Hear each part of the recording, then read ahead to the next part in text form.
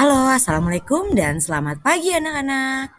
Hari ini kita akan belajar materi tentang teks cerita fantasi. Adapun tujuan pembelajarannya adalah peserta didik menelaah pola penyajian dan kebahasaan teks puisi rakyat dan cerita imajinasi dari berbagai sumber yang dibaca. Wajeng punya pantun ya anak-anak. Ayam jantan di atas galah, induk ayam turun berkotek. Belum mengerjakan PR sekolah, pagi-pagi ribut mencontek. Jangan seperti itu ya anak-anak. Kita lanjut, kita akan mulai di alur mulai dari diri. Perhatikan gambar di samping. Hayo, siapa yang pernah membaca atau menonton cerita fantasi di sip tersebut? Kira-kira siapa ya yang berani menceritakan cerita fantasi tersebut? Kalau ada, mari kita cerita di depan. Setelah kita masuk ke dalam mulai diri, mari kita ke alur berikutnya yaitu eksplorasi konsep. Anak-anak, ada yang tahu tidak sih pengertian dari cerita fantasi? Yuk kita pelajari. Cerita fantasi adalah sebuah karangan yang dibuat dengan daya imajinasi atau hayalan seorang yang di dalamnya terdapat berbagai kisah. Cerita ini memiliki tujuan untuk menghibur para pembaca serta meningkatkan daya imajinasi pembaca. Seperti teks pada umumnya, cerita fantasi juga memiliki ciri-ciri loh. Apa saja ya ciri-cirinya? Yang pertama, ada keajaiban, keanehan, dan kemisteriusan. Yang kedua, ide cerita teks cerita fantasi terbuka terhadap daya khayal penulis. Jadi idenya sesuai dengan daya khayal penulis.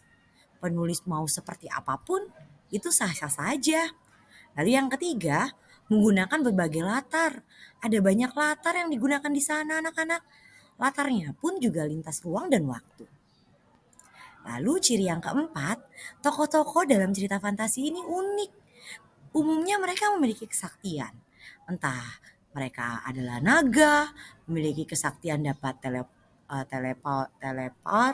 teleportase dan sebagainya. Lalu bersifat fiksi atau rekaan, tidak nyata. Dan bahasa yang digunakan adalah bahasa yang mudah dipahami. Lalu seperti apa struktur teks cerita fantasi? Struktur teks cerita fantasi terdiri dari 3 bagian. Yang pertama, orientasi. Apa itu orientasi? Orientasi adalah struktur awal dalam teks fantasi.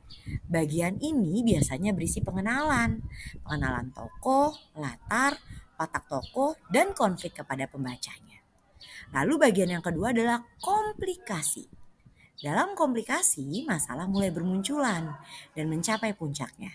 Bagian ini biasanya berisi hubungan sebab akibat, sehingga muncul masalah hingga masalah itu memuncak. Lalu, struktur yang terakhir adalah resolusi.